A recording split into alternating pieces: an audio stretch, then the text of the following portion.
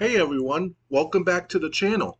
Today we're talking about a serious and controversial story that's been making headlines in the gaming world.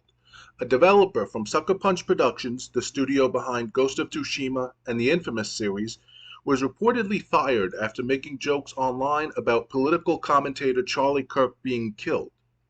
I want to break down exactly what happened, why it matters, and also share my perspective. Because I was a Charlie Kirk supporter, I agreed with him on many things politically, but even with that in mind, joking about or celebrating anyone's death is wrong. Let's dive into this. So here's the situation. A developer from Sucker Punch made comments online joking about Charlie Kirk dying. Whether it was meant as sarcasm or dark humor, the joke was widely perceived as promoting violence. Screenshots of the post spread quickly on social media, and the controversy escalated almost immediately. This became a major story not just because of who the comment was about, but because of the potential professional and social consequences. When you work for a high-profile studio like Sucker Punch, your online behavior reflects on the company, and in this case, the comments crossed a line. Sucker Punch and their parent company, Sony, take public perception seriously. Developers are representatives of their companies, whether they intend to be or not. Within hours of the post surfacing, reports indicated that the developer had been fired.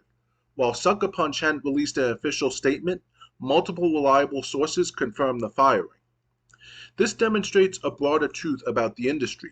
Words have consequences. Even personal social media accounts are not exempt from scrutiny when you're publicly associated with a major studio.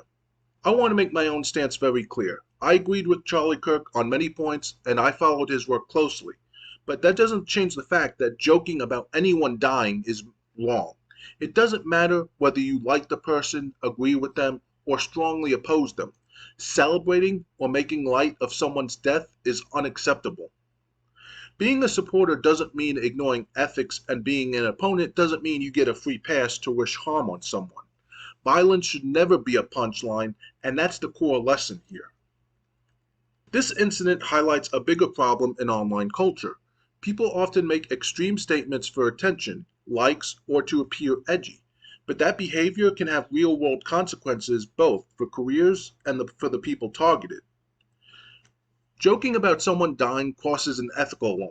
It normalizes violent rhetoric and contributes to a culture where threats and harassment are tolerated.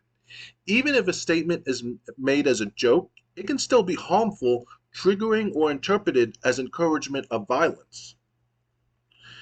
Now, some may say, but what about free speech? Here's the distinction. Free speech protects you from government punishment, but it doesn't shield you from consequences in your workplace or community. Companies have every right to enforce codes of conduct, especially when employees' statements reflect on the brand.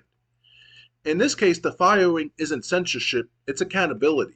If you work in a public-facing role, your actions online are part of your professional reputation. And no job, even a prestigious studio, is worth jeopardizing by crossing ethical lines online. The situation is a reminder to everyone in the gaming industry, and really anyone online, that what you post matters. Words have weight, and actions have consequences. One impulsive joke about death can overshadow years of hard work and even cost you your career. It's also a reminder to the community we should criticize, debate, and disagree with ideas, but we must never resort to wishing harm on people.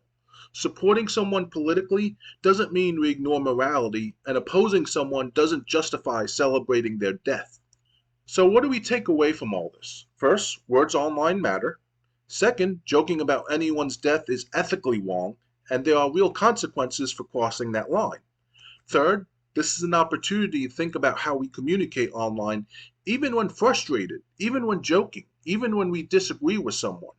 For me personally, as someone who respected and agreed with Charlie Kirk on many issues, this is a clear reminder, no matter your stance, human life deserves respect. Humor or disagreement should never come at the cost of someone's safety or dignity. That's the story about the Sucker Punch developer and the controversy surrounding their post. I want to hear your thoughts. How do you think companies should handle situations like this? Where should the line be drawn between personal opinion, humor, and professional accountability? Drop your thoughts in the comments below.